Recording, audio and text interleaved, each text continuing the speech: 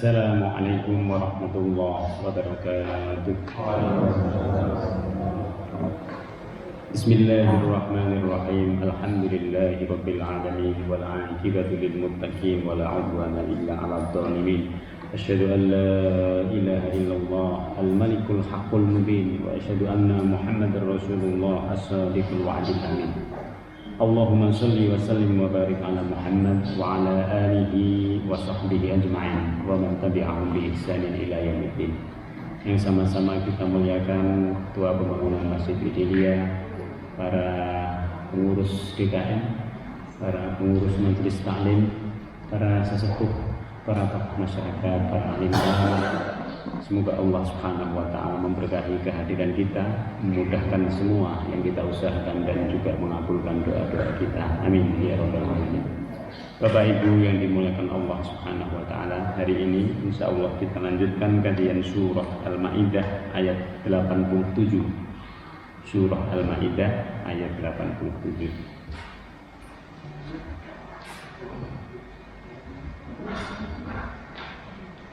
Mari kita baca bersama-sama beberapa ayat yang menjadi tema dari kegiatan kita pada kesempatan pagi hari ini. A'udzu billahi minasy syaithanir rajim. Bismillahirrahmanirrahim. Ya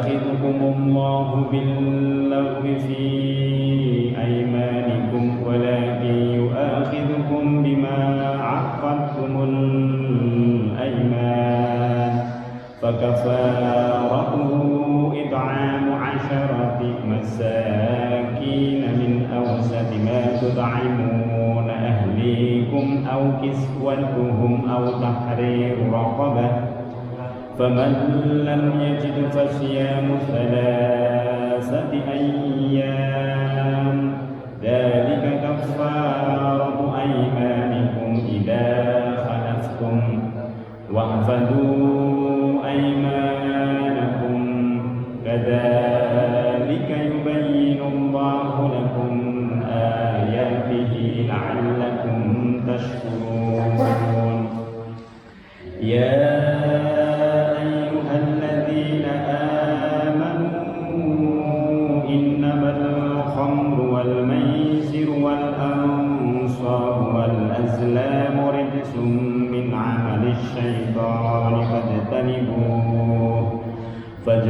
فاجتنبوه لعلكم تفلحون.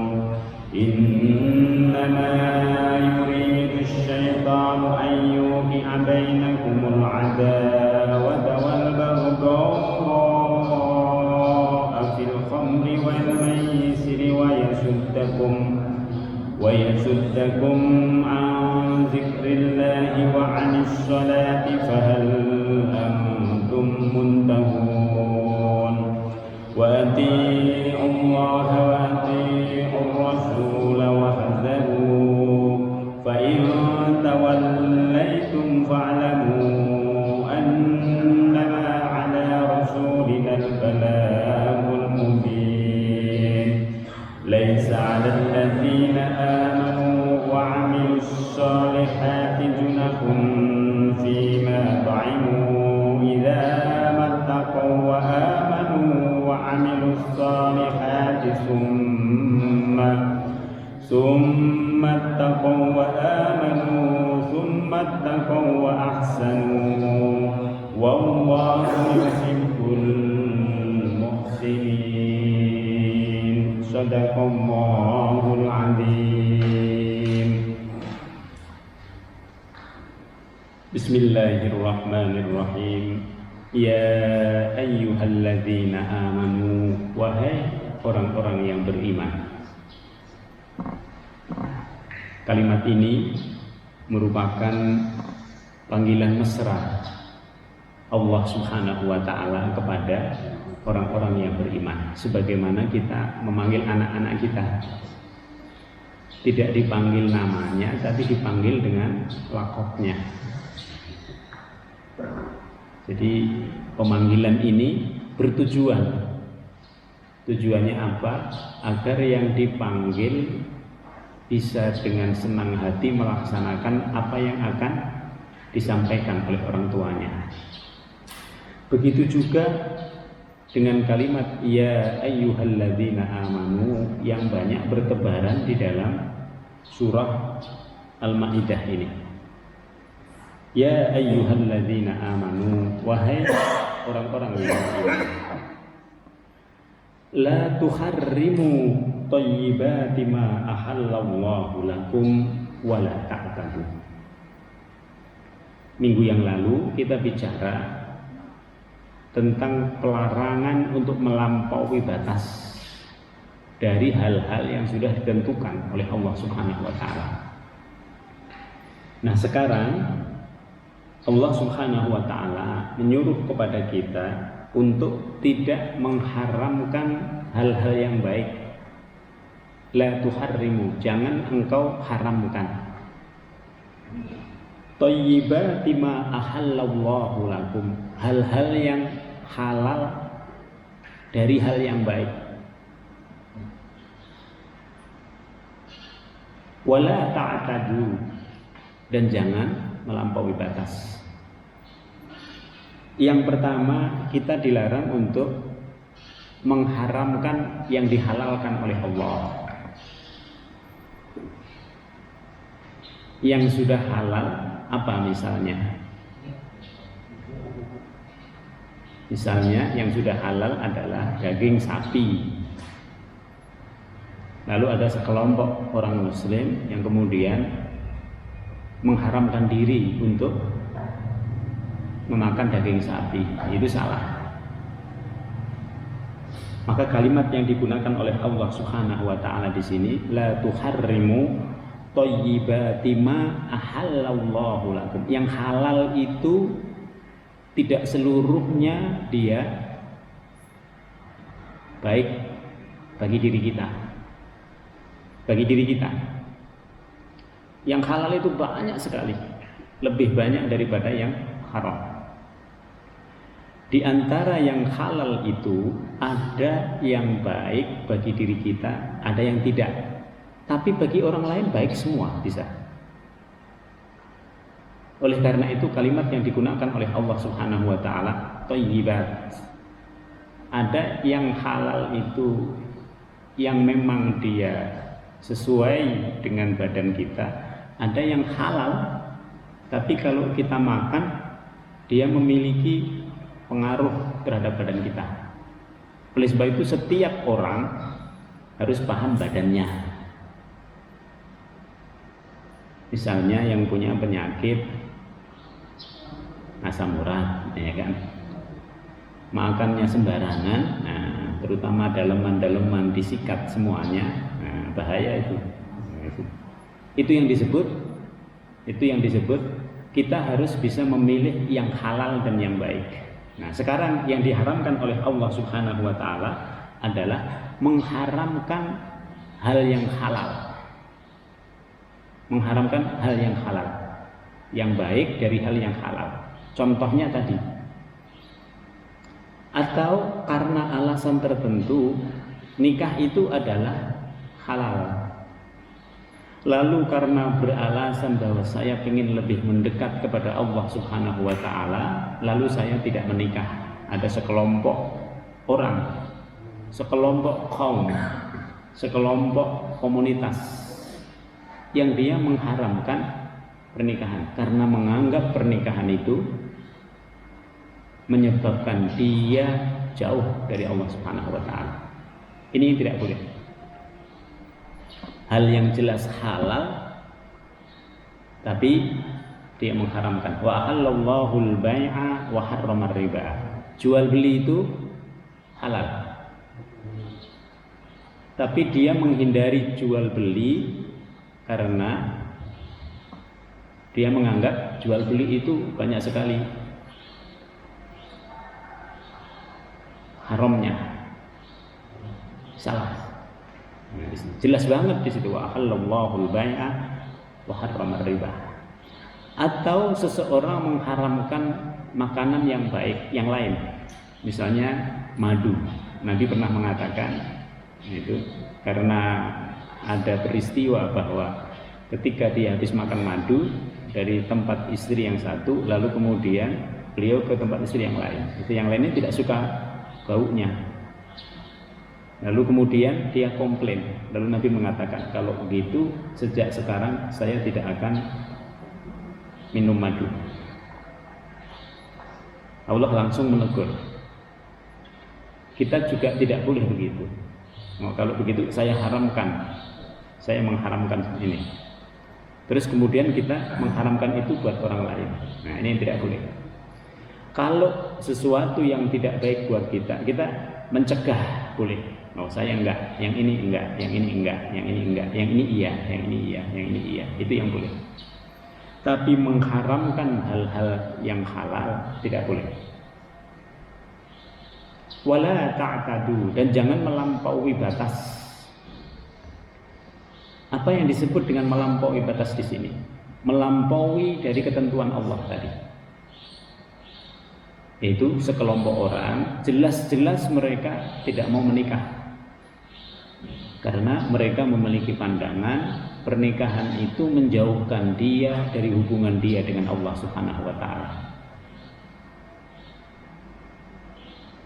Maka pada ayat ini sebenarnya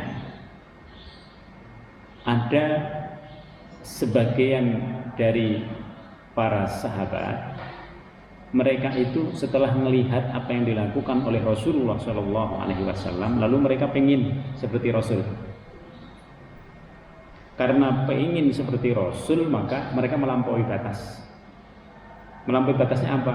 Saya akan sholat malam sepenuhnya dari habis isya sampai subuh. Melampaui batas. Saya akan berpuasa setahun penuh kecuali Idul Fitri, Idul Adha dan hari tasyrik. Saya akan puasa. Melampaui batas. Oleh sebab itu, ketika para sahabat jadi memahami apa yang dilakukan oleh Rasul itu kadang berbeda-beda antara orang. Ketika para sahabat kemudian menganggap kalau gitu supaya kita menjadi orang yang sangat soleh seperti Rasulullah SAW, kalau gitu, kalau datang setiap waktu malam saya akan beribadah full kepada Allah. Saya tinggalkan istri saya. Saya nggak nemenin dia di kamar. Saya akan berada di kamar lain. Saya sholat habis-habisan. Atau saya akan berpuasa. Pokoknya saya setiap hari akan berpuasa. Lalu Rasulullah SAW mendengar apa yang akan dilakukan oleh segelintir sahabat itu mengatakan, sesungguhnya aku adalah orang yang paling takwa dari kalian. Tetapi aku sholat malam dan juga tidur. Jadi Rasulullah itu sholat malam, tidur. Maka sebaik-baiknya sholat malam itu sholat yang dilakukan habis tidur. Boleh dilakukan sebelum tidur. Jam 11, 12 itu orang sudah boleh sholat malam. Tapi yang afdal habis tidur. Karena kalau habis tidur itu badan kita dia jauh lebih siap untuk sholat malam. Aku berpuasa tetapi aku juga berbuka. Dan aku juga menikah, kata Rasulullah SAW. Ini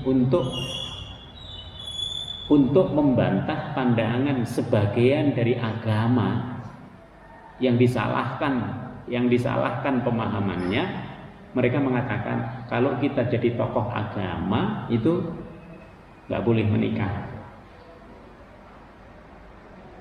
Ini salah. Manusia di dalam Al-Quran maupun di dalam kenyataannya, manusia memiliki kebutuhan yang fitrah, yang asasi. Kebutuhan yang fitrah itu antara lain menikah. Kebutuhan yang fitrah itu antara lain adalah dia harus makan, harus minum. Maka kalau dia melakukannya itu melampaui batas, pelampauan batas di situ bukan berarti baik, tapi justru tidak baik. Maka ayat ini kemudian turun, ya ayyuhalladzina amanu, wahai orang-orang yang beriman, la tuharrimu thayyibati ma ahallallahu lakum. Jangan engkau haramkan hal-hal yang baik, yang halal, yang telah dihalalkan oleh Allah Subhanahu wa taala. Wala ta'tadu. Jangan melampaui batas. Jadi masing-masing kita punya ukuran badan, punya kemampuan untuk berpuasa, punya juga kemampuan untuk sholat malam. Kalau Nabi, Bapak Ibu sekalian, beda dia. Nabi itu badannya beda dengan orang biasa. Kelihatannya sama dengan sahabat yang lain, tapi kemampuannya berbeda. Fisiknya kelihatan sama, tetapi sebenarnya onderdilnya itu berbeda. Itu Nabi. Belum lagi nanti yuha, saya diberi wahyu, yang lain tidak. Itu beda lagi, jauh sekali. Oleh sebab itu kalau seseorang menghina Nabi, itu bandingannya antara batu dan permata. Jadi permata dihina oleh batu. Jadi kira-kira seberapa itu? Di situ. Sama-sama dia berasal dari batu, tetapi kualitasnya yang berbeda. Dari situlah Nabi. Innallaha la yuhibbul mu'tadin. Tidak bolehnya melampaui batas itu karena Allah tidak suka. Walaupun kita kuat beribadah semalaman suntuk, tetapi Allah tidak menyukai itu. Pernah dalam satu ketika ada seorang sahabat, kalau tidak salah bernama Abu Dzar Al-Ghifari. Dia ini setiap malam habis waktunya untuk beribadah kepada Allah Subhanahu wa taala, sehingga istrinya komplain.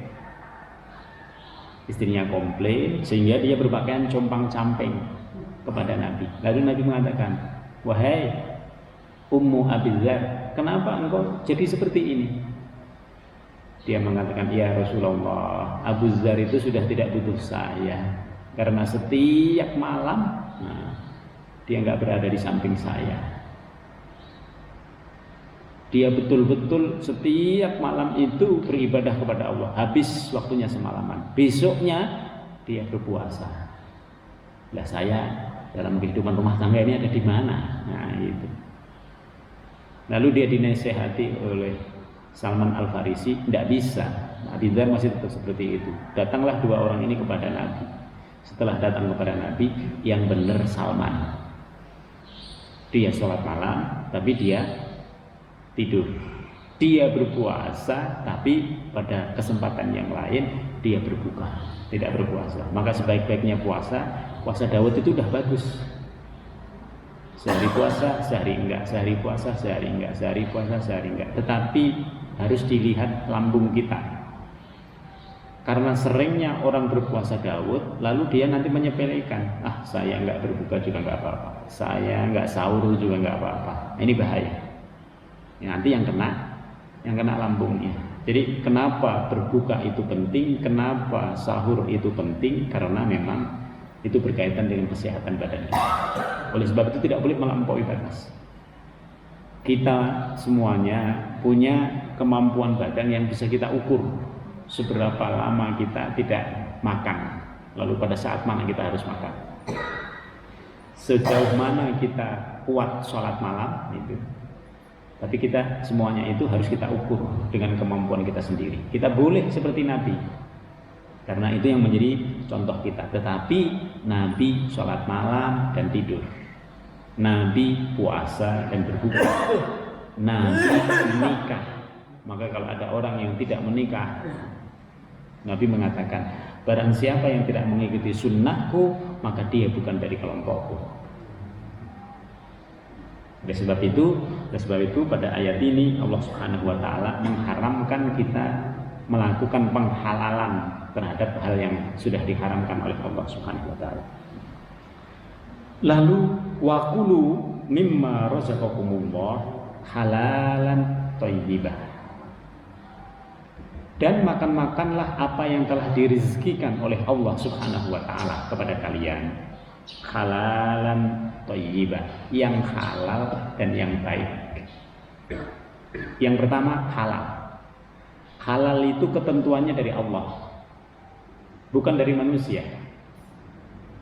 Al halalu bayyinun, yang halal itu jelas. Wal haramu bayyinun, yang haram itu juga jelas. Wa bainahuma syubhatun, ada nanti yang syubhat. Syubhat itu kita ragu, ini halal atau haram. Tidak disebut dalam Al-Quran, tidak ada dalam hadis.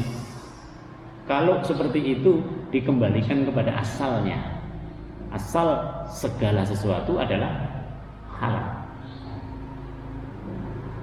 Maka kalau kita pergi ke Korea atau Korea Utara, Korea Utara kan sulit lagi ya. Kalau Korea Selatan masih mudah. Bapak Ibu ke Korea Utara, lalu kemudian ini tidak tahu di makanannya halal atau haram. Kembalikan kepada asalnya. Halal, asal segala sesuatu. Kecuali yang disebut oleh Allah keharamannya. Sama kalau kita sudah berwudu lalu sudah jeda waktu lama, ini tadi saya sudah berwudu apa belum? Gitu. Kembalikan kepada aslinya. Aslinya tadi sudah berwudu, maka wudulah. Nggak usah, maka sholatlah. Jadi kembalikan kepada asalnya. Oh, tadi saya sudah berwudu. Di tengah itu lupa. Nah, maka kembali ini kira-kira masih punya wudu atau belum? Kembalikan kepada aslinya. Demikian juga dengan yang halal ataupun yang haram. Gitu. Yang halal atau yang haram. Apalagi kalau di tempat itu sudah tertulis halal, udah makan aja. Jangan bertanya lagi, ini kira-kira yang nyembelih siapa ya? Nah, repot lagi kita kalau nyari yang nyembelih, nggak jadi makan itu. Udah lapar tanya itu, ini kira-kira yang nyembelih ini syar'i apa enggak? Nah, udah. Kalau di situ sudah halal, sudah kita ikut apa yang ada di situ. Apa yang disebut dengan yang baik? Halalan thayyibah. Yang disebut dengan yang baik itu yang lezat, yang bergizi, yang ketiga yang berdampak positif bagi badan kita. Maka tadi disebut min thayyibati ma ahallallahu lakum. Ada yang baik, ada yang lezat, tapi dia punya dampak negatif kepada kita. Terutama yang sudah punya banyak penyakit. Nah, ada kolesterol gitu kan. Ada lagi darah tinggi, ada lagi banyak banget situ macam-macam penyakit. Oleh sebab itu kalau makan segala sesuatu memang harus kita menyebut nama Allah. Bismillahirrahmanirrahim. Ya Allah sehat. Gitu. Karena orang-orang mengatakan aslinya penyakit itu ada setelah kita di dokter. Ya. Kalau waktu makan sih nggak kelihatan nih. Makan aja nggak ada nih penyakitnya. Itu nggak ada itu kolesterol. Kolesterol itu ada setelah kita ngecek sendiri. Oh dicek sendiri ya baru kelihatan kolesterolnya. Tetapi Bapak Ibu sekalian, sekali lagi harus hati-hati. Yang halal itu kalau orang yang baik masih milih ini halal, ini halal, ini halal, tapi ini nggak baik buat saya, maka harus hati-hati. Allah Subhanahu wa taala tegas mengatakan wa kulu mimma razaqakumullah halalan thayyiban. Makanlah apa yang dirizkikan oleh Allah Subhanahu wa taala dengan dua kriteria, halal yang pertama, yang kedua thayyibah. Yang baik itu yang lezat, yang bergizi, yang memiliki dampak positif bagi kesehatan kita. Ada yang baik, tapi kita enggak. Nah, ini buat anak saya. Dia masih suka jeroan. Kalau saya, ya sekali-kali boleh. Nah, itu. Jangan terus ini, jangan wala ta'tadu, jangan melampaui batas. Saking enaknya makan yang di situ. Melampaui batas. Semua enggak boleh. Saking enaknya semakan segala bentuk makanan, lagi saking enaknya lalu melampaui batas, tidak boleh. Melampaui batas itu walaupun halal tidak boleh. Jadi masing-masing kita harus tahu ukurannya. Ukuran saya segini. Oh, orang lain sampai habis beberapa mangkok gitu. Jangan, kita berbeda. Nah, ini yang tidak boleh, halalan thayyiban. Wattaqullah, dan bertakwalah kepada Allah. Alladzi antum bihi mu'minun, yang kepadanya kalian beriman kepada Allah. Apa artinya di sini wattaqullah? Artinya ketika kita makan, makannya itu boleh mubah. Makannya itu boleh mubah. Kita mau makan apa mubah. Tetapi kalau dia melampaui batas, dia jatuh pada dosa. Oh, makan saking enaknya makan lalu kekenyangan. Nah, kekenyangan ini sudah melampaui batas. Habis itu copot baju, nyalain kipas, nah semua dimunculkan di situ supaya menghilangkan melampaui batasnya. Ini tidak boleh. Jadi yang melampaui batas itu walaupun dia aslinya halal lalu jatuh pada keharaman, nggak boleh. Oleh sebab itu Nabi memberikan batas, makanlah dan berhentilah ketika engkau makan itu sebelum ngerasa kenyang. Jangan sudah masih terus. Nah, di situ udah bunyi semua, nah, masih makan terus. Nah, di situ itu yang tidak boleh. Itu sudah melampaui batas. La yu'akhidukumullahu billaghwi fi aymanikum. Sekarang setelah makan-makan, setelah minum-minum, Allah berbicara tentang sumpah. La yu'akhidukumullahu billaghwi fi aymanikum. Allah Subhanahu wa ta'ala tidak menghukum kalian disebabkan oleh sumpah-sumpah kalian yang tidak dimaksudkan betul-betul bersumpah. Jadi kalau orang Arab itu sering banget wallahi ini, itu enggak bersumpah dia. Orang Arab tuh biasa banget ngomong begitu. Jangan dikira wah dia ngomong wallahi. Nah, tapi orang Arab mengatakan wallahi itu tidak dalam bentuk sumpah.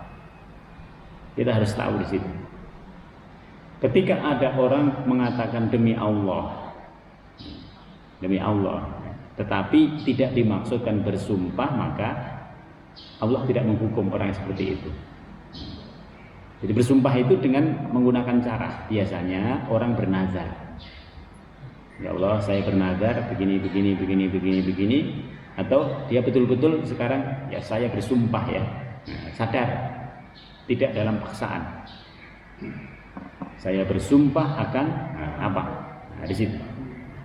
Kalau sumpahnya tidak dimaksudkan dengan kesengajaan, maka tidak apa-apa. Tetapi tidak boleh orang seringkali bersumpah. Karena ketika nanti dia betul-betul pengen bersumpah, orang udah nggak percaya. Maka dalam kehidupan ini kita normal seperti biasa, nggak usah pakai sumpah-sumpah. Orang juga percaya, nggak usah pakai sumpah. Gitu. Kalau orang itu adalah orang yang jujur, terpercaya, nggak usah pakai sumpah pun orang sudah percaya. Tapi kalau orang itu pengkhianat, dia pakai 1000 sumpah pun, nah orang nggak percaya. Apalagi sering sudah menggunakan sumpah, orang nggak percaya. Walakin yu'akhidukum bima aqadtumul aiman. Tetapi yang dihukum oleh Allah Subhanahu wa taala dalam sumpah itu, kalau sumpahnya merupakan sumpah yang betul-betul sengaja dilakukan dalam rangka untuk menguatkan apa yang dia omongin. Saya bersumpah. Nah, di situ. Nah, baru di situ dia punya efek hukum. Kalau tidak begitu, dia tidak punya efek hukum. Oleh sebab itu, kalau ada orang yang tidak biasa bersumpah, kemudian dia bersumpah, nah kita harus perhatikan itu. Ini udah serius. Yang betul-betul sengaja. Kalau dia bersumpah, dia bernazar, lalu dalam nazarnya itu tidak terpenuhi, fakaffaratuhu it'amu 'asharati masakin. Maka kafaratnya untuk menutupi dosanya itu, dia harus memberi makanan kepada 10 orang miskin. Kriterianya seperti apa makanannya? Min awsati ma tut'imuna ahlikum. Yang biasa kita beri kepada keluarga kita. Oh, makanannya biasanya apa? Oh, makanannya biasanya makanan Padang, ya. Giliran ngasih pakai warteg. Nah, salah dia. Itu berarti yang dimakan lain, yang dikasih ke orang lain. Kalau biasanya standarnya Padang, ya harus Padang. Berarti 10 kali makanan Padang sekali mereka makan, berapa hadisnya. Kalau biasanya kita ya warteg, ya pakai warteg. Dihitung berdasarkan kebiasaan. Oh, saya biasanya sekian. Lalu dikeluarkan di situ, dikalikan 10. Nah, biasanya suami kadang dia bersumpah, saya bersumpah ya Bu ya, ini. Tapi kemudian dia melanggar, dia harus kasih itu 10 orang miskin. Di situ. Jadi kalau kita tidak perlu bersumpah, tidak usah. Kalau tidak 10 orang miskin, berarti aukiswatuhum, atau memberi pakaian kepada 10 orang miskin. Jadi hitungannya memberi pakaian. Tadi memenuhi kebutuhan pokoknya, sekarang kebutuhan pokok yang lain dalam bentuk pakaian. Supaya apa? Supaya orang miskin itu nanti punya kemampuan yang baik untuk menutupi aurat mereka. Maka yang pertama pakaian, yang pertama pakaian. Ya, sebagian ulama mengatakan ini adalah urutan. Lihat dulu kebutuhan makanannya. Kalau kebutuhan makanan sudah cukup, kelihatannya kita kasih pakaian saja. Kalau tidak ada di situ, au tahriru raqabah. Kalau pakaian juga sulit, bisa ini sulit. Dalam satu tertentu bisa sulit. Tapi yang dimiliki adalah budak. Dia punya budak. Au tahriru raqabah, memerdekakan budak. Au tahriru raqabah. Ini lebih berat lagi. Memerdekakan orang. Nah, sekarang sudah tidak ada. Nah, maka yang ada itu berarti 2. Faman lam yajid, seandainya 3-tiganya itu tidak mendapatkan, nggak ada, fasiyamu salasati ayyamin, maka dia harus menggantinya dengan puasa 3 hari. Tidak dijelaskan di sini berturut-turut apa tidak. Maka kalau tidak dijelaskan, gunakan keumuman ayat. Yang penting 3 hari. Walaupun nanti ada sebagian ulama yang mengatakan ini harus berturut-turut, tetapi pandangan itu tidak kuat karena di dalam Al-Quran yang umumnya yang disebut, yang penting puasa 3 hari. Dzalika kaffaratu aymanikum idza halaftum. Itulah tebusan terhadap sumpahmu apabila engkau mengingkari sumpah.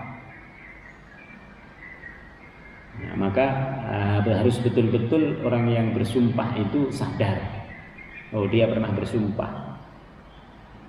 Biasanya itu lupa orang yang bersumpah itu. Nah, di sini bahayanya. Padahal sumpah itu sudah berkaitan dengan Allah Subhanahu wa taala.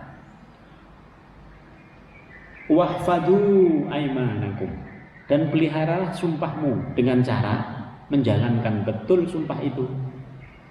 Wahfadhu aimanakum. Kalau sudah bersumpah harus betul-betul bisa menjalankan. Kalau tidak, mendingan tidak usah bersumpah. Nah, ini bahaya. Kadzalika yubayyinullahu lakum ayatihi la'allakum tashkurun. Demikianlah Allah Subhanahu wa taala menjelaskan ayat-ayatnya, tanda-tanda kebesarannya. Maksudnya, sumpah itu bukan persoalan ngomong biasa, tapi sumpah itu sudah di atas serius. Kita ngomong biasa saja sudah serius. Kalau orang sampai bersumpah, berarti lebih dari serius, di atasnya serius, 2 rius dia. Kalau sudah bersumpah berarti 2 kali seriusnya. Oleh sebab itu dia punya konsekuensi. Tujuannya apa? Tujuannya supaya kita berhati-hati. Kalau tidak penting banget, nggak usah bersumpah. Tapi kalau orang itu nggak percaya, kita bersumpah. Nah, di situ. La'allakum tashkurun, supaya kita bersyukur, kita menyadari, lalu kita melihat, ya Allah, saya penting untuk bersumpah. Ya ayyuhalladzina amanu, wahai orang-orang yang beriman. Innamal khamru, sesungguhnya minuman keras, wal maisiru, dan berjudi, wal ansabu, menyembelih binatang untuk berhala, atau menyembelih binatang untuk Nyi Roro Kidul misalnya begitu. Wal azlamu, mengundi nasib dengan cara melepaskan anak panah. Ya, kita undi nasibnya. Nah, nanti dikatakan oh nasibnya begini, nasibnya begini. 4 hal ini rijsun, adalah hal yang najis, hal yang kotor. Kenapa hal yang kotor? Kita lihat yang pertama. Minuman keras, ketika dia diminum, dia berefek kepada perusakan terhadap akal. Minuman keras. Jadi ketika dia diminum, dia punya efek. Nah, mungkin sekali minum nggak kerasa gitu. Tapi sebenarnya seperti makanan tadi, kalau kita makan, nah dia punya efek. Makanan itu selalu punya efek. Yang kita makan itu selalu punya efek. Jadi bukan berarti segala sesuatu yang masuk ke dalam tubuh kita tidak punya efek. Nah, dia tidak punya efek karena badan kita mungkin dilihat keadaannya. Tapi sebenarnya bagi orang-orang tertentu, setiap makanan itu punya efek. Bahkan Bapak Ibu bisa lihat, kalau orang sakit tertentu, kelebihan air saja nggak boleh. Kekurangan air tidak boleh. Nah, kita masih normal. Kalau kita masih normal, harus dijaga kenormalannya itu. Supaya hidup ini betul-betul kita jalani dengan kualitas kesehatan yang baik. Sehingga sampai tua pun kita masih diberikan kemampuan untuk beribadah kepada Allah Subhanahu wa taala. Masa tua tergantung pada masa muda, masa muda tergantung pada masa remaja tergantung pada anak-anak. Nggak bisa dinafikan ya. Kalau sembarangan kita mengatur badan kita, kita akan membayarnya di masa tua. Kita akan membayarnya. Kata dokter-dokter di barat, do it now. Lakukan sekarang, pay later. Kau akan bayar semuanya ketika engkau tua. Maka di sini khamr itu merusak akal. Wal maisir, berjudi itu merusak harta. Seberapapun orang kaya, kalau dia main judi bisa ludes itu kekayaannya. Wal ansabu, berkurban atau menyembelih hewan kurban atas nama berhala. Ini musyrik yang nyata. Tidak boleh.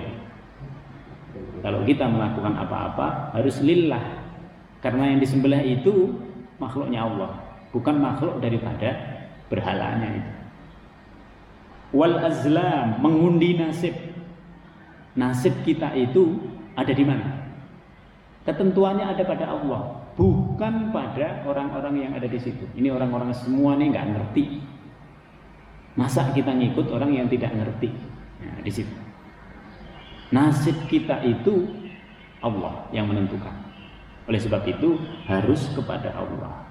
Nah, 4 ini kalau dilakukan, 4-4-nya itu sarana yang paling mudah setan masuk ke dalamnya. Maka dikatakan rijsun, dia adalah perbuatan kotor. Min amalis syaitan, dari perbuatannya setan.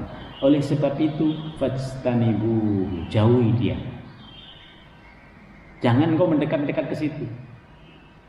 Jangan dekat-dekat dengan orang-orang yang ada di sini. Khawatirnya kita terbawa.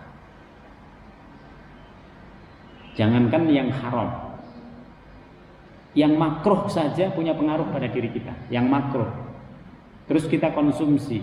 Tunggu aja. Sekarang mungkin nggak apa-apa, tunggu. Nanti kalau sudah tua, engkau akan bayar setiap yang engkau makan dari yang makruh itu. Di situ bahayanya. Jadi sekarang masih, sekarang masih hebat badannya, ya. Ada saat di mana badan kita itu jatuh pada kelemahan, dan pada saat itu masuk semua penyakitnya di situ. Ini bahayanya di situ. La'allakum tuflihun. Kalau kita menjauhi ini, kita akan selamat. Badan kita akan sehat, fisik kita akan aman. Nah, maka disebut oleh Allah la'allakum tuflihun, agar kalian beruntung. Pak, Bu, perhatikan. Kalau badan kita ini tidak ada rahmat Allah Subhanahu wa taala, sebenarnya setiap perbuatan buruk yang masuk ke dalam badan, makanan yang masuk ke dalam badan, itu berefek langsung. Tapi ternyata Allah Subhanahu wa taala itu punya rahmat, punya kebaikan yang tersertakan di situ. Oh, kita makan yang buruk-buruk, efeknya tak seberapa. Kenapa? Karena ada antibodi dari badan kita. Allah menciptakan itu, dibiarkan begini, dibiarkan. Dibuat sakitnya yang ringan-ringan dulu. Sakit yang ringan itu apa? Pusing. Pusing itu sudah tanda. Pasti di badan kita ini ada yang enggak. Kalau pusing didiemin aja terus, semakin lama semakin berat, semakin berat. Nanti ujung-ujungnya kalau kita sudah tua, kita nggak bisa menahan pusing. Semuanya, semua penyakit juga begitu. Dimulai dengan yang ringan-ringan dulu. Maka yang ringan ini harus diantisipasi. Kalau bisa diantisipasi sekarang, antisipasi. Sebab dia punya pengaruh nanti di kesehatan kita, terutama di akhir-akhir, di umur ketika kita sudah di atas 60 tahun, sudah 60, 70, 80, gitu. Nah, di situ. Karena Allah sudah melemahkan semuanya. Ketika semua sudah lemah, udah, sekali kita makan sesuatu yang haram ataupun yang makruh, langsung berefek dia, langsung berefek. Dan efeknya itu bukan kecil, tapi efeknya itu besar. Innama yuridu syaitanu ayyuqi'a bainakumul adawata wal baghdha. Efek yang lain, ketika kita melakukan perbuatan yang diharamkan oleh Allah Subhanahu wa taala di sini. Ini setan itu menjadikan semua yang berkaitan dengan rijsun tadi sebagai sarana yang menjatuhkan kita, menimbulkan kepada kita permusuhan dan kebencian di antara kita. Jadi orang yang berjudi itu ketawa-ketawa, tapi sebenarnya dalam hatinya dia membrengsekkan kawannya. Dalam ini ketawa-ketawa, tapi sebenarnya, di situ dia akan saling bermusuhan. Dan itu yang dimaui oleh setan. Ketika orang berjudi, ketika orang minuman keras, udah. Yang dimaui oleh setan itu adalah saling bermusuhan di antara kita. Al-adawata wal baghdha, saling bermusuhan di antara kita dan saling benci di antara kita. Padahal kalau kita beragama, kita harus bisa saling mencintai. Kalau bisa kita mencintai orang itu sama dengan mencintai diri kita sendiri. Nah, ini sulit. Kita perlu belajar di situ. Kalau tidak ada rahmatnya Allah Subhanahu wa taala, udah habis kita. Tapi semuanya itu ada rahmatnya Allah Subhanahu wa taala. Wa yasuddukum an dzikrillah,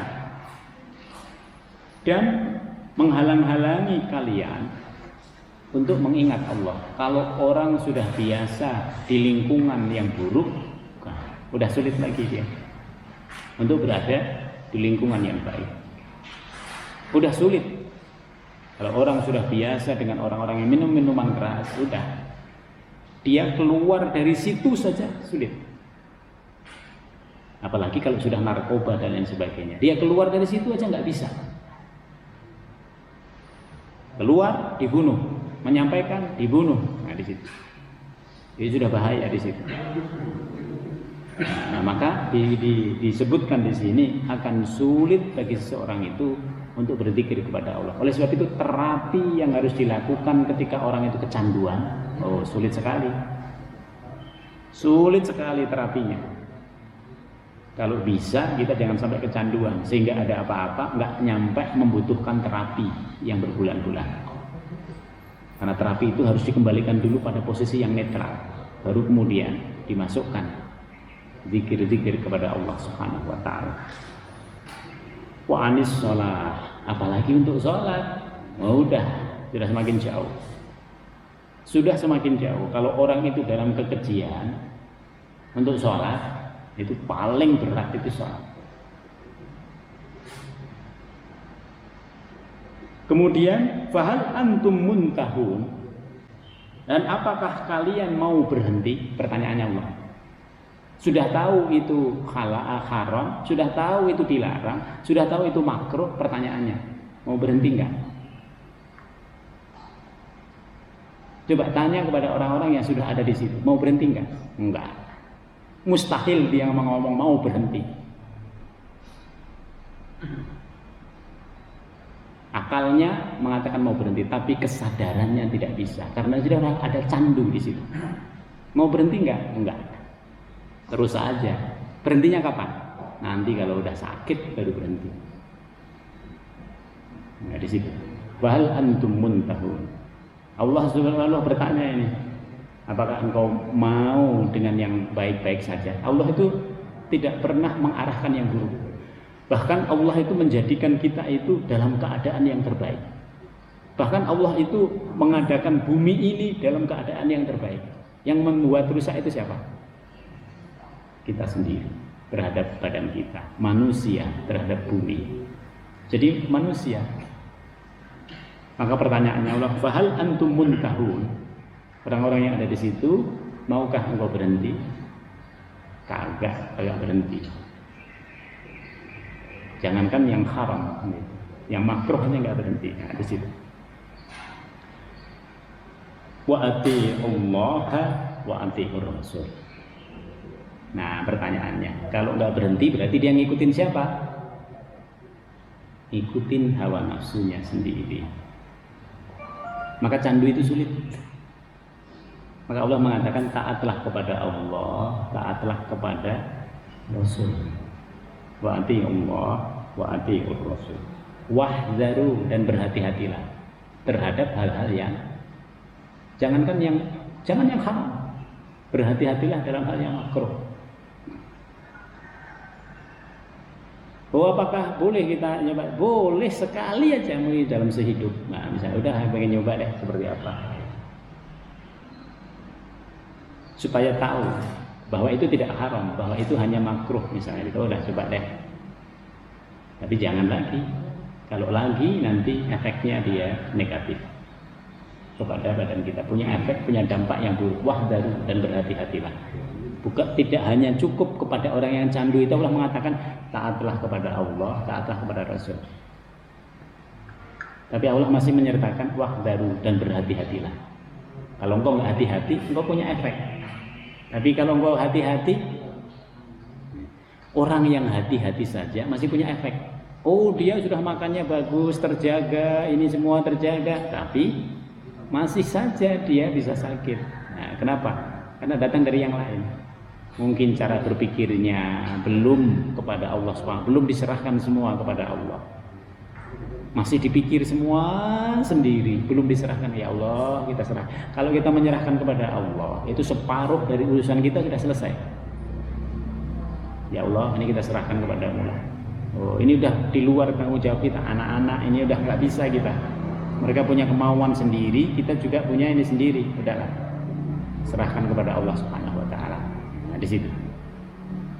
Maka di sini dikatakan wahdharu, dan berhati-hatilah. Fa in tawallaitum, apabila engkau tidak berhati-hati, engkau tidak mengikuti petunjuknya Allah, fa'lamu, maka ketahuilah, annama ala rasulinal balagul mubin. Sesungguhnya kewajiban Nabi itu hanya menyampaikan dengan jelas. Ini boleh, ini enggak boleh. Ini makruh, ini syubhat. Nabi sudah menjelaskan semuanya. Kalau engkau ambil yang terbaik, belum tentu badan kita itu juga yang terbaik di situ. Apalagi kalau engkau ambil yang tidak terbaik, itu punya pengaruh, punya dampak. Maka badan kita ini sepenuhnya penguasaannya ada pada kita. Mau kita atur seperti apa, terserah yang punya. Jangan nyalain orang lain. Dengan mengatakan misalnya, oh kenapa ya penyakit rematik ini kok mewarisinya kepada saya, kepada saudara-saudara yang lain kok enggak. Lihat makanmu, lihat pola hidupmu, gitu. Lihat dirimu sendiri. Oh ternyata memang dia lebih buruk daripada pola yang lain. Oleh sebab itu dia kena. Nah di situ. Oleh sebab itu enggak ada kesempatan sebenarnya untuk menyalahkan ke orang lain, karena badan kita ini kuasa kita. Dan kita yang akan mempertanggungjawabkannya kepada Allah Subhanahu wa taala. Laisa 'alal ladzina amanu wa 'amilus shalihat junahun fima ta'imu. Tidak berdosa bagi orang-orang yang beriman dan beramal soleh, tidak berdosa mengerjakan kebajikan tentang apa yang mereka lakukan terdahulu. Apa ini maksudnya? Sebelum datang larangan tentang khamr, sebelum larangan khamr itu datang, dulu para sahabat minum minuman keras. Lalu para sahabat yang lain ketika datang perintah untuk menjauhi khamr ini bertanya kepada Rasul, ya Rasul, bagaimana dengan bapak-bapak kita? Dulu mereka minum khamr walaupun mereka muslim. Rasul menjawab, mereka tidak berdosa karena syariatnya baru datang belakangan. Nah sekarang yang minum khamr berdosa enggak? Berdosa. Sejak saat ayat itu turun, semua yang minum khamr berdosa. Karena efeknya itu yang buruk. Itu yang Allah Subhanahu wa taala itu menjaga efeknya. Maka di sini tidak berdosa yang sudah lampau, fima ta'imu, terhadap apa yang mereka makan. Tapi dengan syarat mattaqau wa amanu wa amilus sholihat. Mereka itu dulu adalah orang-orang yang senantiasa bertakwa kepada Allah dan beriman kepada Allah dan beramal soleh. Memang pada waktu itu belum turun, tetapi lihat mereka, keimanan mereka, amal soleh mereka, dan ketakwaan mereka kepada Allah Subhanahu wa taala luar biasa. Diulang lagi nanti oleh Allah. Summat taqaw wa amanu. Lalu kemudian mereka betul-betul summat taqaw. Jadi ini apa artinya? Summat taqaw wa amanu. Mereka betul-betul bertakwa, lalu betul-betul mereka beriman. Diulang lagi oleh Allah Subhanahu wa taala yang ketiga, summat taqaw wa ahsan. Mereka bertakwa, lalu mereka berbuat ihsan. Apa itu ihsan? Ihsan itu berbuat baik dengan tingkat yang mantap. Bu, kita berbuat baik. Yang ihsan itu yang mana? Yang mantap. Yang mantap itu orang mengatakan, ya Allah, luar biasa, saya belum bisa. Kalau berbuat baik itu biasa, itu belum ihsan. Tapi kalau perbuatan baik itu tidak bisa dilampaui oleh yang lain, itu ihsan. Allah itu ihsan kepada kita. Walaupun kita ini menyalahi badan kita, kita menggunakannya dengan tidak baik, Allah tetap aja baik. Udahlah, biarin aja lah. Efeknya nggak dikasih, diringankan oleh Allah Subhanahu wa taala. Tapi kalau terus, nah dibiarin, udah. Ini kayaknya perlu dikasih pelajaran ini. Nah, gitu. Itu ihsannya Allah. Jadi ihsan itu orang bisa berbuat baik, mantap perbuatan baiknya. Maka dalam ihsan itu perbuatan kita selain istiqomah terus meningkat. Keimanan kita dan ketakwaan kita itu bertahap. Ini yang disebut dengan ayat ini. Pertama kita beriman, lalu kemudian kita berbuat baik. Tapi iman yang pertama dengan perbuatan baik itu tingkatannya masih biasa-biasa saja. Lalu dalam perjalanannya kita beriman, lalu kita berbuat baik lagi. Tingkatan yang kedua ini lebih hebat dari yang pertama. Saya ingin menggambarkan yang mudah. Kalau kita beribadah, pertama itu kita taklif. Ini perintahnya Allah, pokoknya saya harus laksanakan. Gitu. Kalau enggak saya laksanakan, saya berdosa. Lalu kemudian berikutnya lagi, ketika sudah kita berkeluarga, itu kita mengatakan, ternyata ibadah itu nikmat. Ternyata sholat itu nikmat. Gitu. Oh, ternyata sedekah juga nikmat. Kita udah menikmati, kita menikmati. Semua ibadah-ibadah yang kita lakukan itu berasa nikmat semuanya. Menenteramkan kita, menenangkan kita, senang hati kita. Dan itu menghilangkan stres. Kita sholat, stresnya hilang. Kita sedekah, stresnya hilang. Hilang semuanya itu. Kemudian yang ketiga, summat taqaw wa ahsan. Yang ketiga yang mana? Ibadah kita itu sudah kesyukuran kepada Allah Subhanahu wa taala. Kenapa saya salat? Saya bersyukur saking banyaknya nikmat yang diberikan oleh Allah. Kenapa bersedekah? Saya bersyukur. Kenapa kita taklim? Saya bersyukur.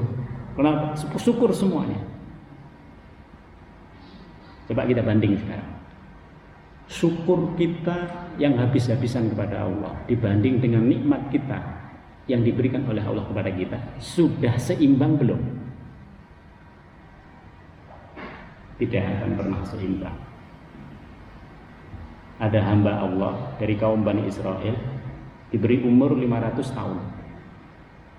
Hidupnya full untuk beribadah. Ketika dia hidup itu dia berdoa, ya Allah, wafatkan saya dalam keadaan sujud, lalu bangunkan saya nanti yaumil mahsyar dalam keadaan sujud. Diberi oleh Allah. Lalu setelah itu, setelah berada di akhirat, jadi nanti akan terjadi. Allah menyuruh kepada Jibril, masukkan dia ke dalam surga karena rahmatku. Ternyata hamba ini masih berdoa kepada Allah, ya Allah, masukkan saya ke surga karena amalanku. Ya udah. Sampaikan ke dia lagi Jibril bahwa dia akan dimasukkan oleh Allah ke surga karena rahmatnya. Lalu dia doa lagi kepada Allah, ya Allah, masukkan saya ke surgamu itu betul-betul karena amalan saya. Masih ngomong lagi yang kedua? Iya, ngomongin lagi Jibril yang ketiga, bahwa dia akan dimasukkan ke surga karena rahmat Allah Subhanahu wa taala. Dia masih berdoa yang ketiga, ya Allah, masukkan saya ke surga karena amalan saya. Ya udah, Jibril hitung amalannya. Setelah dihitung amalannya 500 tahun dengan rahmat yang diberikan oleh Allah, masih tidak seimbang. Masukkan dia ke surga neraka. Ketika Jibril mengatakan kamu harus masuk ke neraka karena amalan kamu yang 500 tahun itu tidak cukup untuk bisa masuk ke dalam surganya Allah Subhanahu wa taala. Lalu dia berdoa, ya Allah, kalau gitu masukkan saya ke surgamu dengan rahmatmu. Jadi umur kita ini dengan ibadah dan yang seluruhnya habis-habisan, kalau tidak ada rahmatnya Allah Subhanahu wa taala, tidak bisa masuk surga. Badan kita juga begitu. Badan kita ini kalau tidak karena rahmat Allah Subhanahu wa taala, Enggak seperti ini. Enggak seperti ini sesehatnya.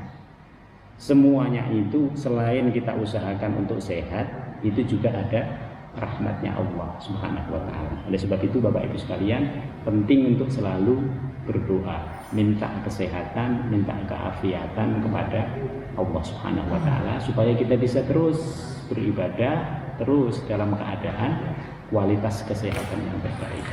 Demikian Bapak Ibu sekalian, semoga Allah Subhanahu wa taala menguatkan iman dan Islam kita, juga menguatkan ibadah-ibadah serta kesehatan kita. Amin ya rabbal alamin. Mari kita tutup dengan bacaan doa. Bismillahirrahmanirrahim. Alhamdulillahirabbil alamin. Hamdan na'imin, hamdan syakirin, hamdan yafi ni'amahu wa yukafi mazidah. Ya Rabbana lakal hamdu kama yanbaghi li jalalika karim wa anil sultan. Allahumma barik lana fi majlisina hadha wa barik lana fi usratina, barik lana fi dzurriyyatina, barik lana fi ilmina. Rabbana innaka afuwwun karim tuhibbul afwa fa'fu anna. Allahumma ij'al jam'an hadha mubarakan marhuma wa tafarraqna min ba'dihi tafarraqan ihsanan wa masuma. Subhanakallahumma bihamdika nasyhadu an la ilaha illa anta nastaghfiruka wa natubu ilaik. Subhana rabbika rabbil izzati amma yasifun wa salamun alal mursalin walhamdulillahi rabbil alamin. Demikian, jika ada kekurangannya semuanya dari kami, mohon maaf. Wassalamualaikum warahmatullahi wabarakatuh.